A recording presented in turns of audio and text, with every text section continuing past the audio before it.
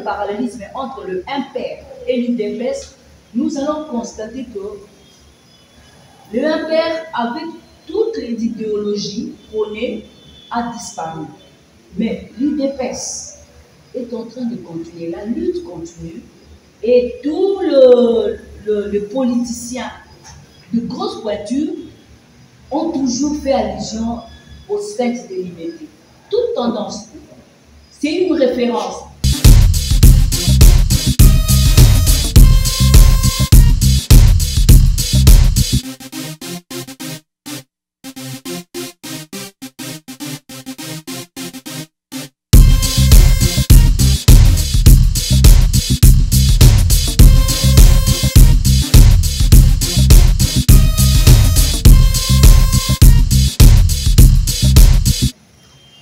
Mesdames et messieurs, heureux de vous revoir dans le cadre de votre production spécialisée sur la promotion et la participation de la femme congolaise. Comme vous savez, en République démocratique du Congo, déjà, la campagne électorale est ouverte.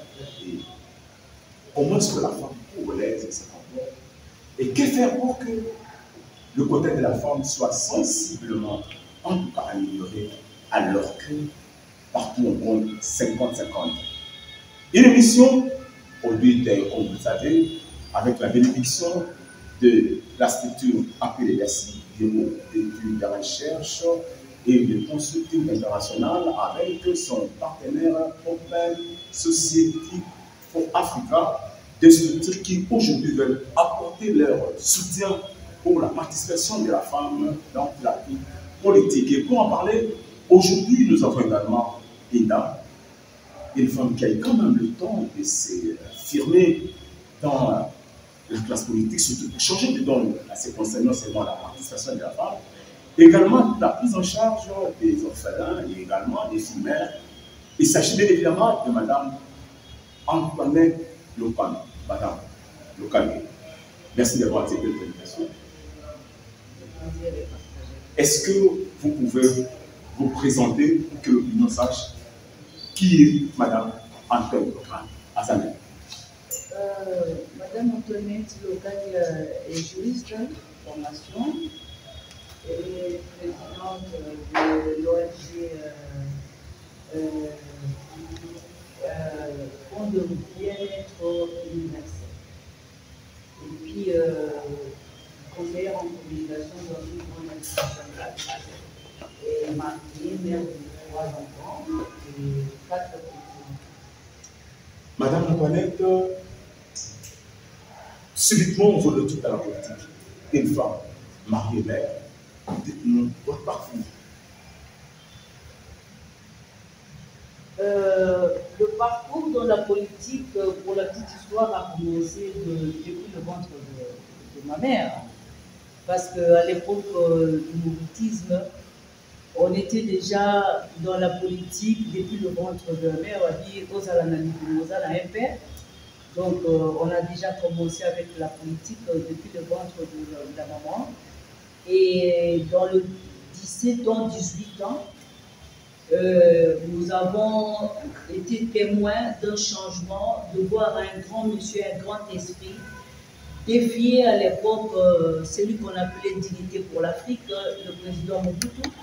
Alors, on a connu maintenant une autre obédience qui nous a plongé un peu dans une autre politique, dans une façon de diriger, et dans la lutte, en la personne du sphinx de l'humanité, le papa Etienne Tshisekedi Wabonga. Et alors, dans mes 18 ans, je me souviens qu'il fallait se bousculer pour rentrer, pour pouvoir un peu approcher cette personne qui a défié au bout, qu'on a connu depuis notre temps en France. Et c'est ce qui nous a vraiment approchés, qui nous a attirés vers cette politique de l'opposition, de la lutte. Et c'est depuis mes 18 ans que je suis la politique. Ça, c'est votre expérience, Madame personnelle. Est-ce que, dans la phase actuelle, pouvons dire que la femme politique congolaise est-elle préparée pour les enjeux politiques? Excusez-moi pour la réponse. Impréparée, c'est un peu trop dire. Peut-être pour diriger au niveau de la présidence, c'est un peu précoce. Nous devons suivre l'homme qui nous a tendu la main, lui accorder encore 5 ans parce qu'il est en train de préparer une femme, comme lui-même a dit, pour sa succession. Alors, pour le moment, c'est pratiquement impossible qu'une femme puisse accéder à la magistrature suprême. Nous devons attendre la préparation pour les 5 ans d'avenir et la femme sera faite. Nous sommes en phase de la campagne électorale, Madame Antoinette. Selon vous, qu'est-ce qui peut être l'obstacle pour que la femme politique puisse vraiment s'engager dans une campagne comme les hommes? Est-ce qu'il y a des obstacles? S'il y en a, essayez d'énumérer. Les obstacles, je peux dire d'abord, c'est la femme elle-même, parce qu'entre nous, si on peut considérer la démographie, la femme est majoritaire. Donc, si jamais la femme décidait de voler une autre femme, nous allons battre le combat et rafler presque le siège. Hein. Mais malheureusement, la femme n'a pas encore atteint ces niveaux-là de voler l'autre femme. Et sinon, attendre que l'homme puisse l'appuyer pour accéder à des directions comme la politique, la magistrature et puis le gouvernorat. Donc nous attendons encore tout de l'homme parce qu'entre nous les femmes, il n'y a pas vraiment connexion, il n'y a pas confiance. Hein. La femme ne sait pas céder la place à l'autre femme. Là, c'est d'abord sur le plan mentalité. Et nous devons surmonter ce genre de mentalité pour essayer un peu d'imposer le leadership féminin. Et c'est le grand problème, le grand handicap avec la femme. C'est vraiment le grand handicap. Mais avec l'élan de l'actuel président de la République qui est en train d'encourager la femme à faire mieux, parce que lui, il a dit qu'il compte sur la femme. Il compte sur la femme, alors la façon de compter sur la femme. Maintenant, la femme doit prendre conscience qu'elle constitue un atout pour le développement de ces pays, pour diriger ces pays. Et c'est la prise de conscience que nous attendons de toutes les femmes. Et jusque-là, je crois que cette fois-ci, il y a quand même eu une amélioration, il y a eu une participation de la femme. Après l'encouragement du président de la République, et on a vu le taux de participation a quand même augmenté. Et puis par rapport à dans des institutions, on a vu dans les instances judiciaires, une femme est en train de diriger maintenant le Conseil d'État. Et au niveau de la Banque centrale, c'est une femme. Au niveau du gouvernorat, les femmes ont quand même raflé les grandes provinces, hein, comme la Chopo, Maïndombe, Lualaba, Tanganyika, Kassai aussi, si je ne me trompe pas. Et les femmes ont quand même cartonné parce qu'ils ont été encouragés par le magistrat suprême qui voulait quand même être entouré de femmes compétentes et pour permettre à la femme de montrer de quoi elle est capable pour le développement de ces pays. Selon vous, la lutte de la femme doit-elle constituer comme un cadeau pour l'homme ou ça veut définir comment? Pardon, s'il vous plaît? La lutte politique pour changer la donne de la participation de la femme, selon vous, ça doit être une lutte où les hommes doivent apporter un cadeau, où la femme doit vraiment se déterminer. Parce que nous avons vu au niveau déjà des échéances présidentielles de femmes, mais on ne sent pas vraiment les deux femmes dans la campagne électorale. Selon vous, est-ce que la donne peut être changée? La femme doit d'abord confirmer son leadership. En politique, il n'y a pas de cadeau. On doit s'imposer. On doit montrer de quoi on est capable. Je salue la participation de Maman Ifougou, que j'apprécie beaucoup. C'est une femme qui a la capacité de diriger, parce qu'elle ne se fatigue pas, parce qu'on dit qu'un gagnant ne lâche jamais.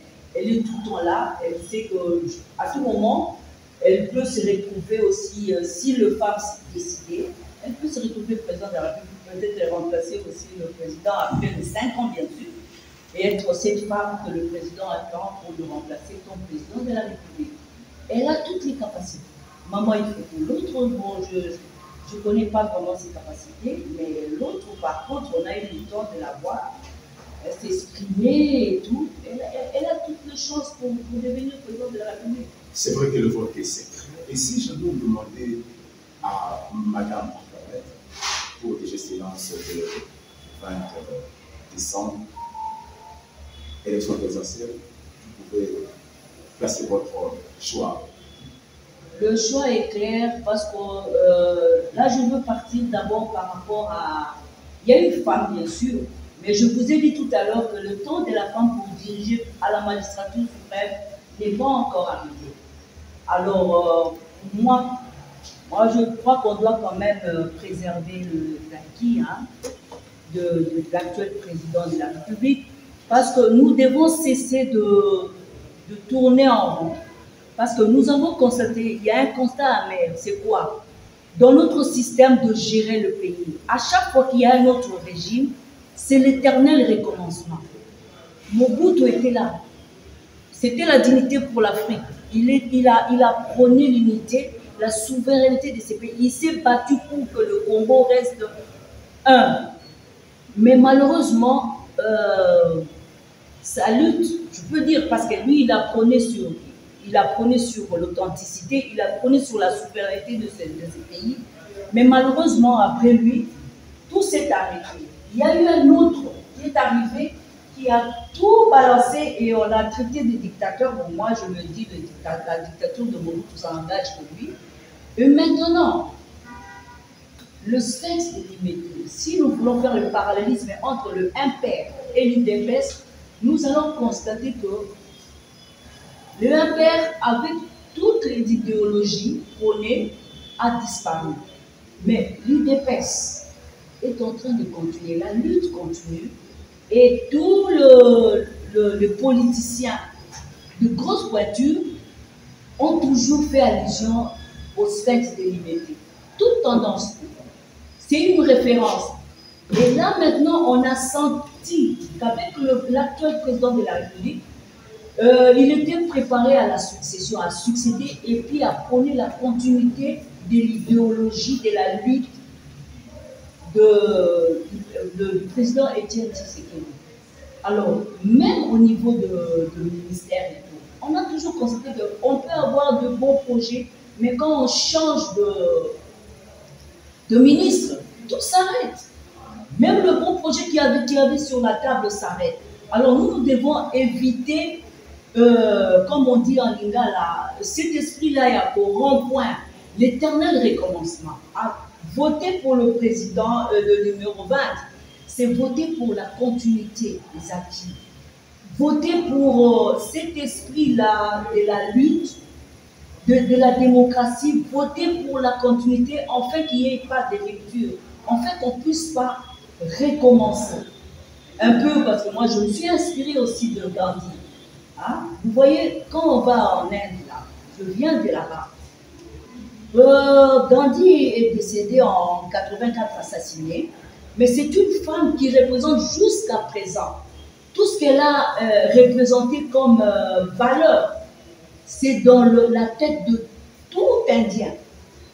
Elle est décédée, mais c'est une femme qui est jusqu'à présent vénérée. Et vous voyez le matin les Indiens venir dans le mausolée, s'incliner, et le soir, avant de rentrer à la maison, tout Indien passe par ces mausolées-là pour saluer cette femme qui représente toujours, parce que jusqu'à présent, vous sentez que l'esprit, l'âme de l'Indien est connecté à cette femme. Et c'est vraiment le constat que j'ai fait. J'ai appris à apprécier encore la personne. C'était une femme. Mais le moi, c'était qu'elle a joué un rôle primordial pour le développement de son pays. Et jusqu'à présent, dans les écoles, tout enfant indien continue de suivre un peu la marche qu'il a laissée.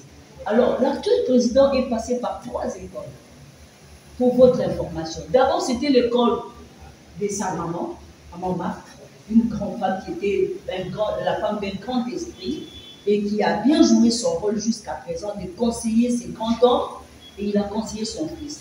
Dans les entrailles du président Étienne Tshisekedi, il y a eu des garçons, mais l'autre s'est démarqué parce que selon la prédestination, il avait déjà quelque chose qui favorisait sa démarcation avec les autres, son attachement à la politique, son attachement à la lutte. Et d'abord, c'est aussi le nom. Le nom aussi a joué un grand rôle. Il s'appelle Antoine Félix Tshilombo Tshisekedi. Est-ce que les gens ont eu le temps de comprendre ce que signifie son nom? Parce que si on cherche à comprendre la signification de son nom, on doit comprendre depuis le ventre de sa mère, il a déjà été préparé pour diriger ce pays. Il s'appelle Tshilombo. Tshilombo, en Djibouti, signifie un grand dirigeant. Je suis de l'Équateur, mais j'ai eu le temps de vouloir quand même connaître pourquoi il est là. Il n'est pas là par hasard. Il n'a pas accédé à la magistrature suprême par hasard. D'abord, c'était la décision de Dieu. Et puis, son nom, un grand dirigeant. Tshisekedi, c'est celui qui... un lieu où il y a le rire et la réjouissance. Et Félix, c'est le bonheur. Donc, il a été préparé. Il est passé par la grande école du Bas-Congo. Nous sommes tous passés par là. Le Bas-Congo, c'est le berceau du savoir. Le Bas-Congo, c'est une école de la vie. Tout enfant qui est passé par l'internat du Bas-Congo, vous savez, vous sentez qu'on a une particularité. On s'adapte à toutes les situations. On a le sens du devoir et de la responsabilité et aussi la discipline. Ça, c'est le grand école. Il est passé par là. Et vous voyez sa façon d'agir, il est proche de la population, il est simple. Et vous voyez même, il y a des images, une image qui m'a frappé. Il y a un enfant qui a fait ça, c'est la meilleure vidéo, la meilleure image de la propagande. Cet enfant qui a embrassé le président, une fillette de 5 ans, qui était en train de contempler cet homme, et vous sentez un ange de Dieu reconnaître que c'est un élu de Dieu. Alors, il est encore passé par la grande école. La grande école de Tshisekedi de Wamouba, il était préparé déjà. Et voilà, nous ne serons pas déçus. Et c'est ce qu'il est en train de faire. En une année, parce qu'on peut parler de 5 ans. Parce que les 2 ans passés par la Covid, en une année, il a réussi à faire de grandes réalisations. Sur le plan infrastructure, sur le plan de la dignité de la femme. Parce que quand on parle de la gratuité de la maternité, il a quand même rendu, parce que maintenant, il a rendu quand même une fierté à la femme, parce que cette femme qui était habituée à être bloquée à la maternité, faute de moyens pour se payer le frais de maternité avec la gratuité, quand même, il y a la dignité maintenant.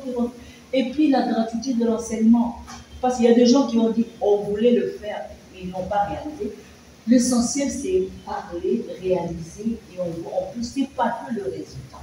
Alors, voter pour une autre personne, c'est arrêter la marche, la machine qui avait déjà commencé pour l'envol, pour propulser le pays vers le développement. Voilà pourquoi, en âme et conscience, c'est mon choix, le numéro 20, et j'assume. Et je suis convaincue que c'est le bon choix pour tout Congolais. Il y a le sens de l'amour de la nation qui s'appuie aussi sur cette phrase de l'hymne national que j'aime bien. Dressons nos fronts, l'autorité, et nous allons voter pour lui pour que nous puissions relever ces fronts-là longtemps prouvés par certaines choses qui se sont passées dans ces pays, qui nous a vraiment amenés vers le bas, la platitude, le 20e degré de sous-sol. Et c'est là où on nous a laissé. Et lui, il est venu pour sortir le pays de ce confort. Tous ces éloges pour un homme. Madame, est-ce que vous pouvez aussi le faire demain pour une femme? Dire à haute voix, à République démocratique du Congo, nous avons aussi des femmes qui ont fait monter leur capacité. Et si jamais il y a un aujourd'hui, est-ce que vous pouvez citer? Pourquoi pas? J'ai parlé tout à l'heure de Maman Ifoku. C'est une femme que je suis un peu fanatique, je l'aime beaucoup.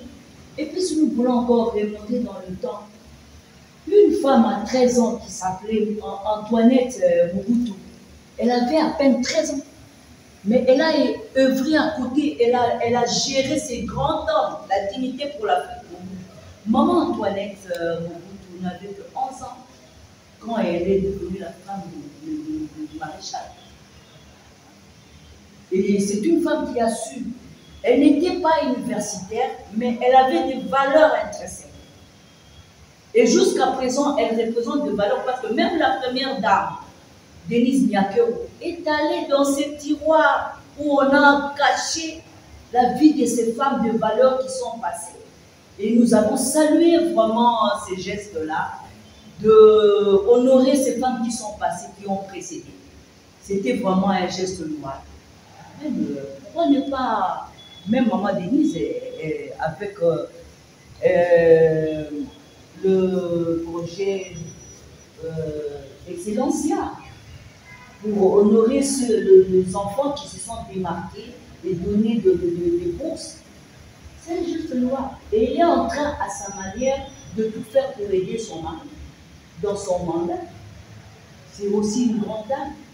Il y a maman Chimboko et maman Catherine, hein? Moudjous de Amoko. Ce sont de grandes dames qui ont marqué l'histoire de ces pays qu'on a laissés dans les oubliettes. Hein? De femmes qui nous ont inspirés. Il y a eu deux femmes. Et même maintenant, il y a deux femmes. S'il faut revenir sur l'arsenal juridique, Madame, parce que notre émission, c'est le coup simplement, Madame, vous êtes ministre de la Justice. Vous êtes dans le cadre de votre ministère. La discrimination, l'aspect qui continue encore à montrer la discrimination de la femme congolaise. Et quel est le lobby à mettre pour complètement effacer cette discrimination vis-à-vis de la femme congolaise? Moi, je vais vous surprendre, je dirais qu'il n'y a pas de discrimination. Parce que je vous ai dit tout à l'heure qu'on a un président, d'ailleurs, le garde sur le ministre de la Justice, c'est une dame. Il n'y a pas de discrimination. Nous devons plutôt œuvrer pour que la justice soit assez solide, pour mettre le moyen, pour que le magistrat puisse travailler dans de bonnes conditions, pour une justice, pour ne pas se répéter juste. Hein? Voilà, parce que la justice élève une nation, mais le pouvoir judiciaire, on doit mettre le pouvoir judiciaire au même niveau que le pouvoir exécutif et le pouvoir législatif. Parce que si nous observons, on est en train de critiquer le magistrat et tout, mais est-ce que vous avez mis assez de moyens au pouvoir judiciaire comme au pouvoir législatif et législatif? Non. Donc, on doit mettre le magistrat dans de bonnes conditions de vie. Ils doivent travailler dans de bonnes conditions afin qu'on puisse avoir une bonne justice, une bonne justice soit administrée et qu'ils puissent travailler en toute indépendance. Et moi, je crois que c'est là le grand cheval. On doit imposer vraiment que la justice soit aussi qui puisse bénéficier de tout le moyen qu'on donne aux autres.